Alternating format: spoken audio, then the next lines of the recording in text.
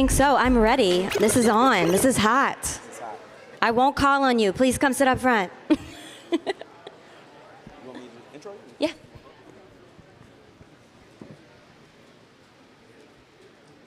Okay, is everyone ready for the rise of the agent swarms? Yes, sir. Can we, listen, I know y'all had tea, y'all had food, y'all had coffee. I need a little bit more energy than that. Are you ready for the rise of the agent swarms? Yes, sir. There it is. There it is. There it is. I like that. I like that. Okay, and to discuss the rise of the agent swarms, how to harness, govern, and thrive in the next wave of AI, we have a technical linguist. The way she translates complex tech into practical solutions that help companies grow, thrive, innovate faster, and reach their full potential. Please show some love and give a warm welcome to Patricia Moore. Thank you, thank you, thank you, thank you. I'm so glad that you're here today. Whether you're sitting up front or in the back, you can see the screens, and so you'll have the takeaways. But if you do want to sit closer, I promise not to call on you. There's a little bit of crowd participation, but it's just to get you to raise your hand, to make sure you're still with me, all right? So today we're going to talk about the rise of agent swarms. So for my first engagement, I would just like a show of hands if you are currently using AI, personally or professionally. ChatGPT, Copilot, Perplexity. Okay, great. How many of you have built an AI agent? All right, a few less hands. Be honest, how many of you are at this talk because you saw the title and you said, ooh, that's kind of like sci-fi. I need to go see if this is real and I should be excited, or if this is real and I should be terrified? Anyone, anyone? I know, that's the truth. You saw the title and you said, let me go see what agent swarms are about. So we're gonna talk about it because the one way to overcome your fears is to understand what it is that you are fearing. And so that is what we're gonna do. We're gonna break down what is an agent swarm and why anyone should care. So my name is Patricia Moore. I am an AI field CTO for a company called Boomi. We do data integration and automation. And so because we do data integration and automation, we are squarely in the AI space right now. So if you are implementing AI or agentic solutions, those solutions are backed by data. That data may live in a database, in a data lake, in a data swamp. It's living somewhere, and you have to take that data and do something with it. Not only does it live in those data sort of storage units, but it's also living in your applications. It's in Salesforce, it's in NetSuite, it's in Shopify. It's in places where it's not necessarily connected, but you need to be connected to it. And that's where Boomi comes in. And so we are constantly talking to our customers and our partners and our potential customers and partners about what is stopping them from implementing AI at an enterprise level. I'm not going to ask you to raise your hands again, but I'm sure many of you are using AI in your personal life, but you're not really sure how to use it in your professional life. How does this translate into what I do in my job? And how can I do that and be confident that what I am doing is staying within the guardrails of what's going to keep my company information safe? So we're going to talk about all of that stuff today. So just a quick rundown of how we're going to do this. First, we're going to talk about foundations of the agentic era. I know we all know the terminology, we know the three-letter acronyms, but just in case there's a few people in the audience that are not sure, we are going to start with some foundational building blocks, so we're all speaking the same language. Then we're going to talk specifically about agent swarms. What are they? Where did they come from? Where are they going? And then we're going to wrap up with some frameworks and strategies, because it's really good to know these things, but if you don't have practical knowledge of what that looks like every day, then it's just a talking point. We don't want talking points, we want action items. All right, so starting with the evolution of AI, I think someone said it on the panel earlier today, AI is not new. AI dates back to the 50s. So when we think about the beginning eras of AI, it was kind of like a fun party trick. Like you would teach your computer to do something using deterministic rules. And so what it would do is like you would teach it to play checkers. You teach it the rules, it goes by the rules, and it plays. And so that works to a certain extent. But where that breaks down is when the rules change, because you've hard-coded those rules, right? And so if we fast forward to the 1990s, now we've got lots of big data, lots of data to work with, and so we're moving into statistical models. And so now you're seeing more like predictive analytics. How many of you watch Netflix? All right, Netflix knows what you're watching, and it's also got an algorithm that's learning and then suggesting more things for you to watch so that you keep watching Netflix, right? So that is based on AI. That is based on statistical models. It's learning, it's recognizing patterns, and it's acting on that. The next wave is where we are now. So now we are into the 2020s. This is generative AI. This is ChatGPT. This is creating something new. And so we went from learning rule-based systems and acting on that, to then being able to do things that are statistical based on data, and now we're generating new content. And we're not just generating text. When you're in ChatGPT, you're getting back an answer in natural language and text, but you also can get back images, you can get back videos. There's so many more things that you can do, and on top of generating assets, that kind of content, you can also take action now. So I think somebody else talked about that in a talk earlier today. Now ChatGPT can shop for you. Now you can have AI agents that are booking your flights for you. They're not just giving you answers, they're taking action on those answers. And this is the new direction that we're going. This AI is not just giving you information, it's understanding, it's remembering the things that you're saying, it's also sensing your emotions, and it's able to respond with emotion. It's not human, but it's reflecting what it's learning from talking to you and from listening to the information that you feed it. And so this is the evolution of AI. So now we're moving from what was digital transformation into the age of agentic transformation. So go back with me. Digital transformation, I'm gonna say started around 2008. This is when everything's moving into the cloud.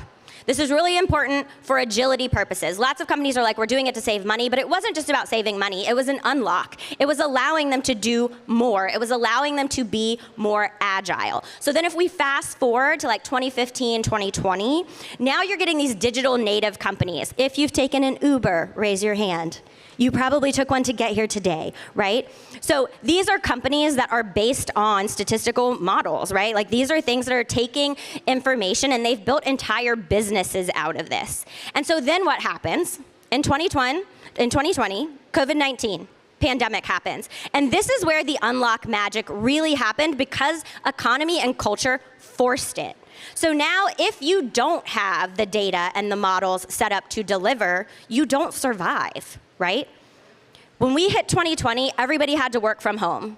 So now you have to be able to do your work remote. You have to be able to dial in a video call in some instances. You want your food delivered to your house because you can't go out and get it. So now curbside pickup. There are all of these businesses that grew or that pivoted and were able to thrive because they had harnessed their data, they had connected their data, they understood their customers, they understood the problem, and they understood how to automate systems, take real-time information, and deliver outcomes to their customers and to their partners based on the information that they had harnessed. And so this is something very, very different. We are moving into an age where we are having technology not just tell us what to do, but the technology is doing the things.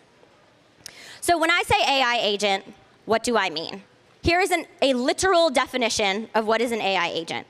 So at Boomi, we think of this as autonomous or semi-autonomous. What do I mean when I say that? If an agent is autonomous, it is acting completely on its own. Nobody is telling it what to do. Nobody is verifying what it's doing. It is just going out and it is acting. If it is semi-autonomous, then you have what we call a human in the loop. It is making a decision to do something, but it doesn't do anything until a human says, yes, that's good, do that. All right, so autonomous or semi-autonomous, it's a software application that uses artificial intelligence to achieve goals by perceiving, reasoning, and taking action. And I just want to stop on that piece for a minute. When you are thinking about AI agents, they have a specific goal in mind that they want to achieve. And the way that they achieve that goal is by taking information that the model is trained on to act on that goal. They take the information, they reason about it the same way you or I would, they think about it, and then they say, okay, logically, what makes sense is to do this thing, and now I'm gonna go do it. And so it takes action, and that can be in the digital or in the physical world. And I want to make sure that I say that because so much of what we talk about today is in the digital world. A lot of the AI agents that we're talking about at this conference and out in the world are living inside digital systems. But how many of you have a Roomba? How many of you know what a Roomba is? All right, there it is. All right, so a Roomba is going to be a physical agent. It is vacuuming your floor based on information. It's taking the information of where are the obstacles in this room? How many feet wide is it? What am I putting into this vacuum? Is it a solid? Is it a liquid? Is the bag full? Does it need to be emptied? It takes itself back to the docking station. You don't put it back. It learns the patterns of your home, and it knows where the docking station is, and it just takes itself back there. Like, this is a new level of technology, and it's not coming. It's already here. It's in our homes. It's doing things for us. So let's talk about how it's doing those things. What makes up an AI agent? And if you're taking pictures, you're welcome to do so, but I am going to give you a QR code at the end so you can take all of these slides home with you. But you are welcome to continue to take pictures. So the anatomy of an agent is based off of these parts. So the first thing we're going to do is we're going to think about an AI agent as a new employee at your company, all right? So if the agent is your newest employee, the first thing we're going to talk about is the environment. Where do you work? Do you work at home? Do you work in an office? Do you work in a specific industry? Do you work in automotive? Maybe you work in a specific function. Do you work in marketing? All of these things affect how the agent is going to work. What is the environment in which it is working, right? And then you have to think about the inputs. The inputs at the top here, this is what you are giving that employee to work with. So on the first day of a job, they're going to give you employee onboarding materials. Maybe that's a manual, right? It's telling you what is the layout of the office. It's your job description. Why are you here? Why are we paying you? What are you being measured on, right? Like, what are your KPIs? What are we going to tell you at the end of the quarter, at the end of the year when it's time for promotions? All of that information are the inputs that you're giving to that employee. The same way you would give a goal to an agent, it's the same kind of information, right? You're giving it a goal to do, and you're telling it you're functioning in these kinds of ways. The next piece of this is the middle, and I think this is where a lot of people find it kind of murky, right? The brain of the AI agent is made up of a few different parts. So the first one that most of us know is what we call an LLM. That is a large language model. The large language models that we all know are trained on the basic internet. Every piece of information that is publicly available on the internet today is what OpenAI trains its models on. OpenAI is what sits behind ChatGPT, okay? So those models are trained on all public information, and that is wonderful. But does that mean they know everything there is to know on the face of this earth? No, because not everything is publicly available on the internet. So I will give you an example. If you go into a new office and you need to use their conferencing system, maybe to use the conferencing system, you need a passcode. Can you Google the passcode for that conferencing system? No, you cannot. And there are reasons for that. And so there's information that is proprietary for you to do your job, if scheduling those meetings is a part of your job, that you can't find on the internet, all right? And so if you want to think of this, let's go back to our example of a new employee. You can think of the LLM as their training. As a new employee, maybe they went to college, so they have academic education that they're bringing into the workplace. Maybe they've had 4 jobs before they got here. This is the training they got out in the world before they walked in your doors. That is different from what you gave them when they started, right? The inputs is what you gave them. The LLM is what they learned before they got to you. Now, the next piece of that is over in this brain area. You've got memory and knowledge. So when this person walks into the office, they might carry around a notebook. And what they're doing is they're taking notes on the things that they're going to need to remember, because maybe that passcode is specific to them, so it's not in a manual somewhere. They're going to write that in the notepad, because this is something I need to remember. Memory is like that notepad. It's a thing that the agent is learning through doing, and it's making note of that so that it can reference it later. It's not in their pre-training, it's not in the manual, it's learning as it goes. That's memory. So let's take ChatGPT, for example. When you prompt ChatGPT, you can put things in a thread. The reason when you ask ChatGPT, I would like pizza for lunch in Washington, D.C., and it'll give you some answers, right? Washington, D.C. is huge. So then it gives you all these answers, and you're like, that's not what I need. So you say, well, actually, I'm at the National Stadium. It's then going to narrow that list down to pizza places in DC by the stadium. How does it do that? It does that because it remembered that the first thing you said was that I'm in Washington, D.C. If you didn't say that, maybe there's a national stadium in Singapore, right? It could have given you back information just based on that one question you asked, but it gave you information based on the thing you said the first time. It's remembering what you're saying, and that's what the memory is. The knowledge is extra information that you need to do your job that is specific to your job. So let's say there are things, systems that you need access to that are specific to your department, okay? So you're HR, maybe you work in Workday, but everybody else does not. There is a manual for how to work with Workday at your specific company. That is knowledge. Start from the beginning. When you came in and I gave you a manual. The manual said, these are the things of information you need to know to work at this company. Everyone needs to know this information, everyone. So this is generic information. The LLM is all the information I brought in when I came in from college and from my job. The memory is the things I wrote down on the first few days or however long. Every day I'm writing something new down, right? Learning as we go. Knowledge is my specific job has this extra information that nobody's given me yet, but I need it to do my job. It's specific to me. So there's all of these things that the agent is sort of thinking about before it's making decisions and before it's applying that logic. There's a lot of complexity that goes into this. And so this is how an agent works, and this is how they think. And then it's gonna take that information, and it's gonna formulate an action. So what we know as an action, again, is a text response in a chatbot. But it might not be that. It might be updating a customer profile. It might be placing an order. It might be booking a flight. It might be doing all sorts of things. And in order to do that, it needs access to APIs because it needs access to the systems where those things happen. So if I need it to book a flight and it doesn't have access to American Airlines and I'm a preferred flyer on American Airlines, it can't do that job for me. Right? It needs access to that API. It needs the access that I have. How many of you are a frequent flyer on some airline? You always fly Delta, insert thing here, right? Okay, so when you book your flight, you are going to preferentially choose that airline. So that agent would need to know that. That's knowledge that's specific to you, but it also needs access to that specific airline's booking engine. It also needs access to your frequent flyer mile. Like to your number, right? If it doesn't have that code, it can't be you. So this is the anatomy of an agent. All right, so what can agents do? So many things. So I'm gonna walk through these kind of fast. I'm gonna take a sip of water really quick. Does anyone have any questions? No. Okay. All right.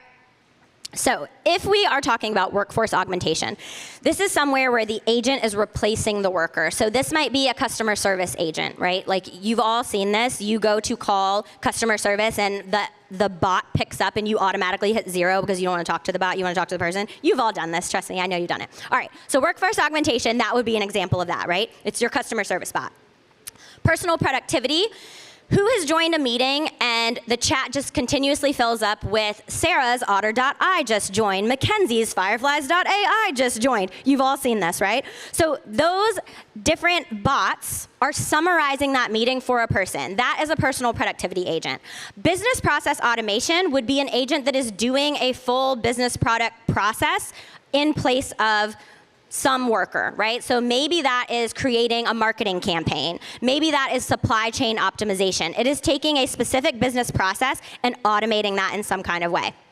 Data management and analysis, this goes back to predictive analytics. So we talked about Netflix, but if you shop on Amazon, it's definitely trying to sell you stuff. Every time you go on, it's like, you bought this thing, go buy this thing. And you're connected to this person, they bought this thing, you should buy this thing. It's doing that because it's taking your data and everybody else's data, and it's understanding the things that you are likely to buy. That is data management and analysis as an agent. Knowledge info and retrieval, we're doing it all the time. If you use Google, raise your hand. All right, so if you've used Google in the last few years probably now, you'll notice at the top, there's now something called an AI overview.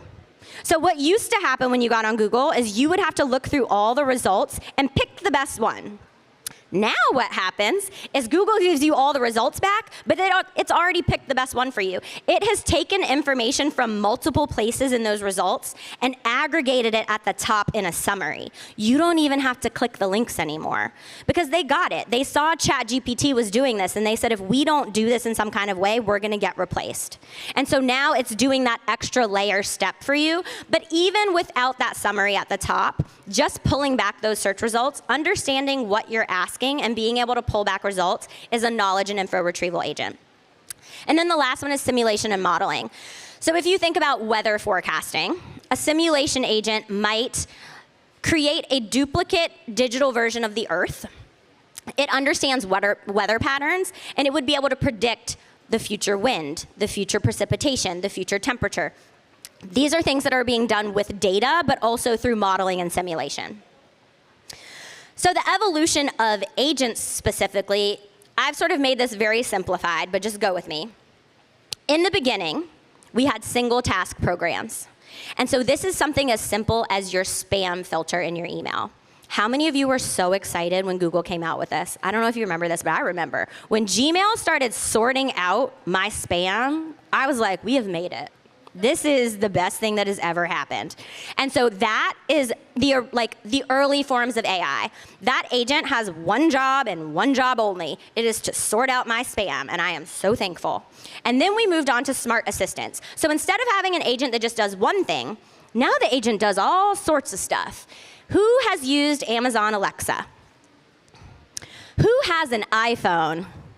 I knew a lot more hands would go up. All right, if you have an iPhone, you automatically have Siri. These assistants are another iteration of agents. They do a lot of things. They answer a lot of questions for you. They can do things inside of your phone and take action. That's the next level of an agent. So we went from the agent does one thing to the agent does a lot of things. And now where we're moving into is agent swarms. And this idea is instead of having monolithic agents, we actually want agents that are really good at specific things, and we want to bring them together to collectively solve problems. So think about when you are hiring people in your company, or if you're not a hiring manager, think about just the teams that you work on. When they hire somebody to add to your team, are they hiring a person that can do everything, or are they hiring somebody that is really good at this one thing that's going to make your team stronger? The way that humans work is that we have people who become specialists. They talked about this on the panel this morning. You have domain experts, and this is how agents are evolving. Now agents are, instead of creating these monolithic agents that are taking up tons of compute, we're going to specialize these agents to do specific things, because that's going to bring down the compute, which is going to bring down the price, which is going to bring down the effect on climate change, and it's going to give us better answers, quite frankly. So when I'm saying all these things to you, what everybody's thinking is, cool, cool, cool, cool, cool. But what happens when we let them loose and we're just not watching anymore, right? So like you train them and then you send them out into the world. And to that, I would say, it's the same as when you hired that person into your company. I'm going to go back to that example. When you hire someone to the company, you don't just give them a credit card and say, go. You don't write them a blank check and say, go. You give them guardrails, right? You say, as a part of your job, this is how you can use this tool. This is what I'm going to measure you on to make you effective. And this is what happens if you go outside of those bounds. It's the constraints that make that possible for you to trust that that person is going to do what you ask them to do. And artificial intelligence is no different.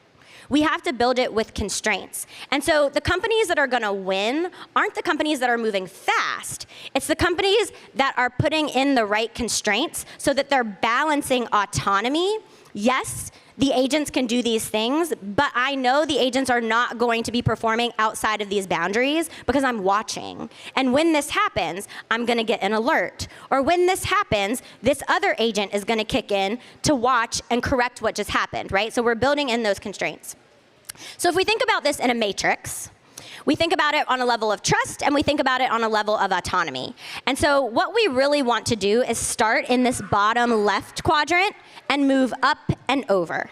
And so the first thing we're doing is AI assist. Many of us are there today. You've already told me you're using these LLMs in a chatbot function. You are already having AI assist you in the things that you're doing. Great. Limited AI, we're getting there. The next level would be to go up to this human first box, and this is where we have human in the loop. So you are giving the agent context, but you're letting the agent make a decision, but not take an action. They're just making a decision. So you're allowing the agent to learn, right? Just like you would allow a new employee to learn. But before you let them spend on the card, you want to check what it is that they're charging, right? Same thing. You want to check the agent before. That is what we call human in the loop.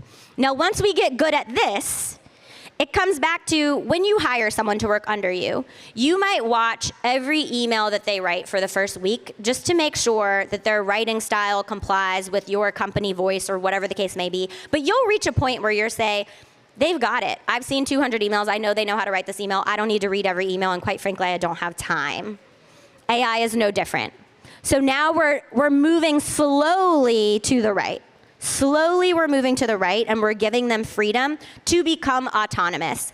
And most companies are in that human in the loop quadrant, and that's okay, because we want to do this safely and we want to do this ethically. But where we want to get to is that autonomous region. Where we don't want to be is where, if we come down here to the forced autonomy, that's where we don't want to be. And the reason that I even put this on here is because this is what a lot of companies are asking for, and they don't realize they're asking for it. So how many of your leadership teams are asking you to use more AI? And how many of them are telling you how to do that? Exactly. And so like forced autonomy is someone saying, I want to use AI, but I actually haven't given my team the tools to know how to do that responsibly, but they need to do it, and it's a metric. So if they don't do it, that's on them, and that is on their career, quite frankly. If that's a metric of if you're using AI and you're not using it correctly, then you're forced to use it even if you're not using it correctly. And that's not where we want to be. We want to be in a space where people are using AI and they're using it in a way that you're not going to regret. And so when we talk about this is when we're getting into what is an agent swarm, all right? So we've talked about AI agents. We've talked about we need to use them responsibly. We've talked about trust and autonomy. Agent swarms are now when you are using multiple agents. So you might hear this referred to as multi-agent orchestration. And so the difference here is that you have agents that are making local decisions. So going back to there is no human in the loop. They are acting on their own accord. They're making their own decisions. They're self-organizing. You're not even telling them how to form a team. You're not telling them which agent should be on their team. They're figuring it out for themselves.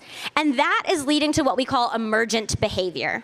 Because we're not telling them how to do the job, they're figuring it out on their own. And in some cases, in a lot of cases, that's actually better. Because there's so many cases where we as humans are constrained by the ways that we've always done it. The things that we've seen people do. But this is where innovation happens, right? Is when you start to have emergent behavior of trying things that nobody's tried before. And so it's doing that, it's getting emergent behavior, but then it's also completing those tasks, and we've talked about that. So I love this quote. Swarm intelligence illustrates the complex and holistic way in which the world operates. Order is created from chaos. Patterns are revealed, and systems are free to work out their errors and problems at their own level. What natural systems can teach humanity is truly amazing.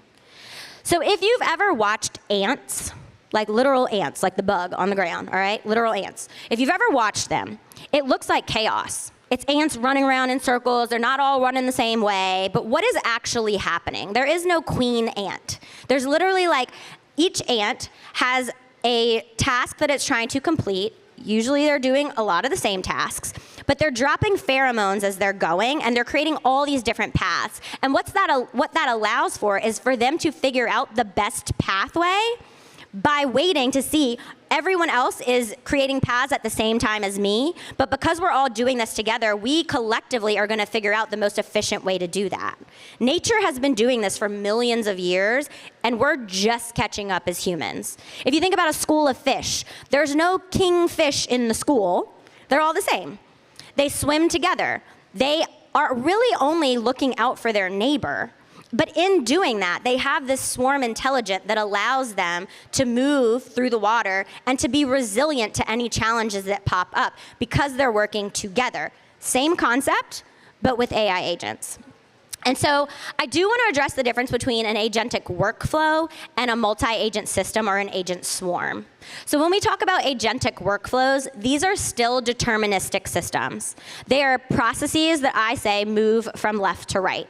So the idea is step 1 is completed, and now we can move to step 2, and that is completed, and now we can move to step 3. There's order to what you're doing. It's very predictable, and you can agentify that. You can have 5 agents in a row, but you know that agent 2 can't start until agent 1 is finished.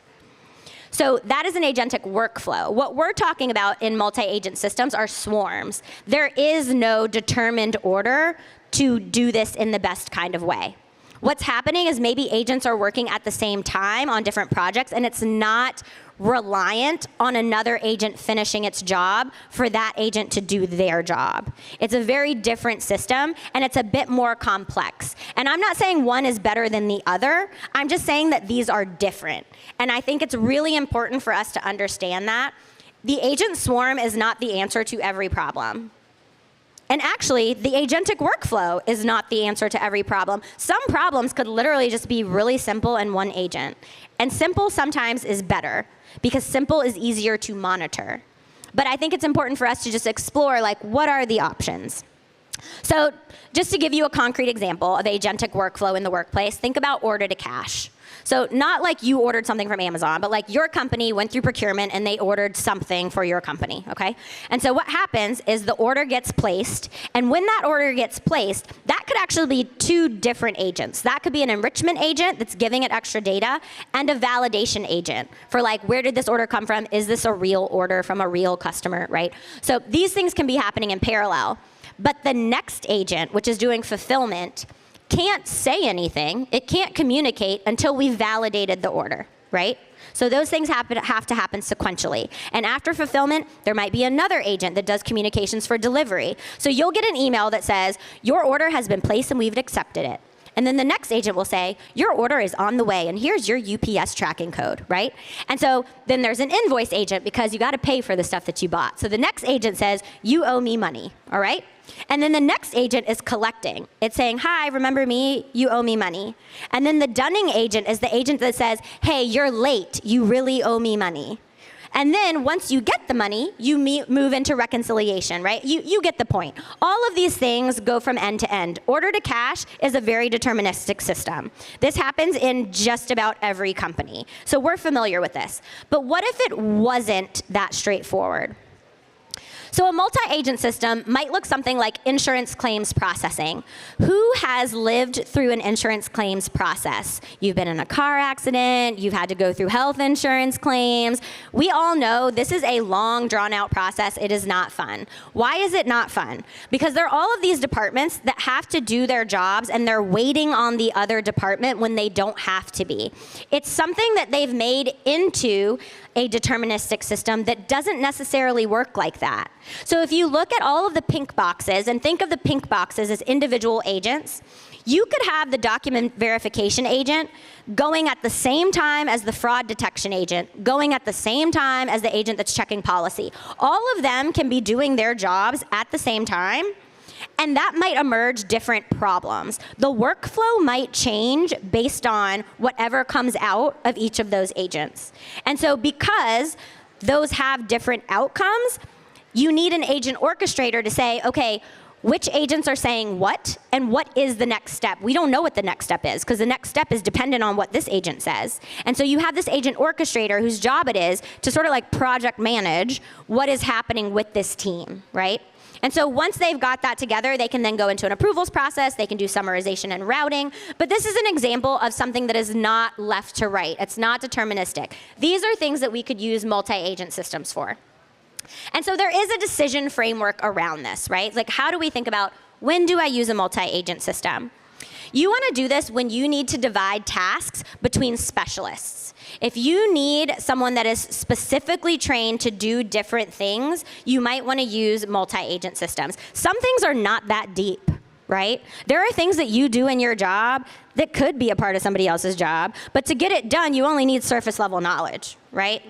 And so don't mistake needing a specialist for just needing to know just enough to be dangerous. Those are not the same thing. So make sure you actually need a specialist. Are you handling large-scale parallel processing? So going back to the insurance claims, if you're an insurance company, do you think you're getting 1, 2, 3 claims a day? No. You're getting thousands of claims a day. Thousands. That could be a lot of work for a team of people, which is going to create backlog, which is why insurance claims is such a pain, because it takes forever for you to get your money back. Or you could put agents in place that are able to process lots of orders in parallel. And then they provide, if the system is providing redundancy, or if you're thinking about fault tolerance. So what I mean by fault tolerance is you need this system to keep going with or without all of the agents.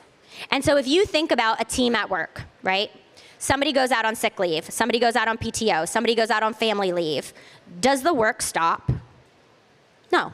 The work doesn't stop. You still got to deliver that project. Agents are the same. If you have an agent swarm that is working on a project, it needs to be able to deliver even if all of the agents aren't there. And so what does that look like? A lot of planning goes into that, but that's something that you could consider. This is not ideal for tightly coupled sequential systems. We've already sort of talked about this. You have to do step 1, step 2, step 3 in order. And also, if you have extreme constraints around cost and speed, this is not for you. Because while you will get speed on the back end, on the front end, you need to be really deliberate about how you're building these systems. So I really quickly want to talk about agent protocols. How are agents doing what they're doing? In order for agents to do this work, they need to be able to talk to each other. And so you can think of agent protocols as the languages the agents are using to talk to one another. And there's multiple of these popping up, and I won't go into these in detail. You'll get the slides. But they have agent network protocol. They have A2A, which is agent to agent protocol. They have agent communication protocol. The difference in these is minor, but it does make a difference. So if you look at ANP, you'll notice that the agents are in boxes. What those boxes denote is that they are in different domains. So maybe those agents live in different departments. Maybe those agents live in different companies. They can communicate across domains. If you look at A2A, they're all in one box. All of those agents are in the same system, in the same domain. This is Google's, A2A is their agent-to-agent protocol. So if you're working within the Google ecosystem, if you took Tanika's QR code and you're going to build some agents with Tanika, you would be using agent-to-agent protocol. If you are an IBM user, they are looking at ACP. And the difference is this has a server. So if you are a company that works on-prem, this is a bit more highly secure. So if you are looking a lot at compliance and regulation, you might be looking at ACP. I'm not going to tell you which of these is the best, because I don't know. I don't know what your use case is. All I wanted to show in this slide is that these are conversations that are happening right now, and there is no standard across the industry on what agent-to-agent protocol looks like.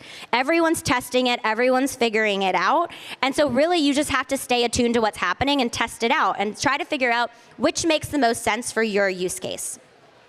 So other strategies for managing agent swarms, data unification. Who has heard garbage in, garbage out? It is true, it is not a joke. If you do not have good data feeding these agents, they're not going to give you the outcomes that you want. And so you need your data to be unified. You need a single place where everyone is going so that when the sales team asks for this customer's information, they get the same information as the marketing team, which is the same information as the product team. And you can only do that if your data is connected. You need good tool orchestration. So going back to how agents work, in order to take action, they need to use tools. And so they need to be able to use whatever tool they want when they need to use it. How annoying is it when you go to work and you don't have access to something you need to get your job done? It's a bottleneck for you. Agents are the same way. They need access to all the tools that they need access to when they need access to them. And so you need to make a modular design so that they can do that. And then the last piece that cannot be understated enough is governance frameworks. This is the bread and butter of making this work for the enterprise. You can make demos all day long, and I don't care how impressive they are. If you have not considered governance, they will never go into production. And this is where a lot of companies stumble. People get really excited, they want to put AI into practice, and it's not actually the technology that ends up being the barrier. It's the governance that is the barrier. And so we're going to talk about each of these a little bit in depth. So if we want to break down those data silos, how are we doing that? You need a unified data layer. We've already sort of talked about that. That might be like your data warehouse. This is your single source of the truth. You also need event-driven architecture. This is a no-brainer. We want what we want when we want it, and we want it to be accurate. And the only way for companies to do that is to have real-time data. When I check out at the store needs to know that that object already left. I'm not waiting for you to batch orders at the end of the workday. You need to know that now. If you've ever worked in retail at Christmas time, you know how important this is, right? Like, you need real-time inventory data. So you also need that event-driven architecture. That's what that is. It's helping you keep that real-time data. You need an API gateway. So even if you're not technical, the idea here is that if you want to utilize these tools that I'm talking about, you want to utilize these systems to book your flights or whatever the case may be, you need to communicate with that system. The way you communicate with that system is through APIs. APIs in legacy systems are written differently than APIs in modern day systems. And so you need an API gateway so that your agent can understand all of the APIs that are going back and forth. So no matter if somebody wrote that API in 1995 or they wrote it 2 days ago, the agent can still utilize that API. That's where that gateway is coming in. And then the last piece is master data management. And this is consolidating what I call your nouns.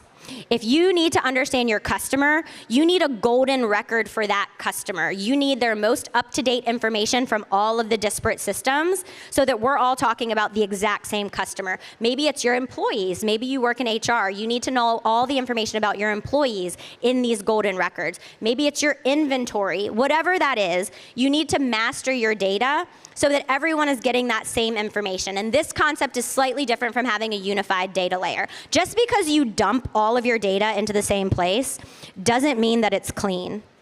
And I don't want people to make that mistake. When we say you need clean data to do AI, we don't mean just put all your data together. If you threw all of your clothes in the closet and I came over and I said, can I borrow a green sweatshirt, but you didn't fold them, you didn't put them in piles, how long is it going to take you to find that green sweatshirt? Just because you put all the clothes in there doesn't mean you know where the clothes are. Data is the same situation. So you need unified data, you need a closet, but then you also need a system inside of that closet to make sure you know where the data you need is when you need it. So the next piece is tooling. The performance ceiling of an AI agent is not defined by the model alone, but by the quality of the tools that it orchestrates. And this is why the discovery and the access to tools is crucial for agents. And so we talked about the agent-to-agent protocols. One protocol that is standard right now is MCP. Who has heard of MCP? All right, so for those folks not raising your hand, Model Context Protocol is how an agent calls a tool. This is a standardized language. And so instead of the agent having to learn how to talk to every single tool separately, the database talks like this, Salesforce talks like that, the ERP talks like this, there's a standard protocol for that agent to interface with all of these tools. And so this is something that we've all agreed upon. And so you need to be able to access these tools through something that is industry standard. So you're going to see MCP a lot more if you haven't seen it already. And if you are looking at building agents, you are definitely going to need to understand how this works. So why does governance matter? I'm going to fly through this, but you just need to understand these 5 things. Change only happens at the speed of trust.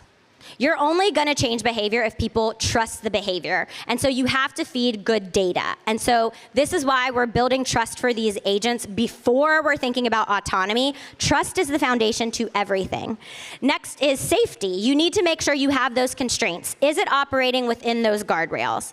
You need transparency to see what it did. So if it's operating outside of those guardrails, how do you know? How do you know what went wrong? Where did it go wrong? What tool did it use that it wasn't supposed to? These are the things you need to understand, and you can't do that without transparency. Compliance goes without saying. If you work in highly regulated industries, you know what I'm saying. If you work in finance, if you work in healthcare, you cannot do anything if you are not within compliance. And then last is resilience. You need these solutions to last. So how do you do this? You have holistic oversight. You need to be able to see what is happening across all of your agents, not just individually. You need real-time monitoring. I need to know something's going wrong when it's going wrong. I don't want to find out when the customer finds out. That's not what we're doing. So you need real-time monitoring. You need data management. You need good data going in, and then you need an adaptive framework because nothing ever stays the same. The landscape is always evolving, and you need to be ready for that. So this is just an example of what a dashboard might look like. So back in May of this year, my company, Boomi, launched our Agent Control Tower, and this is a screenshot from our Agent Control Tower. And so what we're doing is we're helping our customers see not just our agents in our platform, but agents in Microsoft Copilot, agents in Salesforce Agentforce, agents wherever they're building agents. And so they need to be able to see across the board, how many tokens are they using? Are there any patterns that are emerging? Are there any anomalies that they need to be paying attention to? And so in order to do that, you need audit trails, you need dashboards, you need key metrics. Before you ever design an agent, what makes it successful? If you don't know what makes it successful, you can't measure it, and then you won't know if it's a success. So make sure you know what your metrics are, and then you need those alerting systems. So the critical success factors, to wrap it all up, is that you need to start simple. You're not going to go out and build 15 AI agents tomorrow and have them working together. It's not going to happen. It's not a best practice. I do not recommend it. You need to pick one thing that you want to accomplish, one task, and you build one agent to get good at that one task so that you can understand foundationally what's happening and you can build from there. You need explicit protocol. You need to put those guardrails in place so that it knows what it can and cannot do, but it also knows how to interact with other agents and with people. How many of you have had ChatGPT tell you something is just blatantly wrong? That's because they didn't build in a protocol to say, if you don't know, say you don't know. Don't make it up. Like, we need to be ethically building these tools to do that. And then the last is memory versus context, right? Like, we want it to be able to remember things, but we don't need it to pass all the information we've given it between the agents. For security purposes, we only want it to pass what it needs to pass between those agents. And why systems fail is because that coordination overhead outweighs the benefits. Don't overcomplicate your things. If your system or process only needs a single agent or an automation without AI, do that. That is okay. Cascading errors. If the first agent makes an error and you're not monitoring and it just keeps passing the wrong information on, it's only going to make the problem worse. And then the last is the debugging complexity, which just goes back to you need good observability.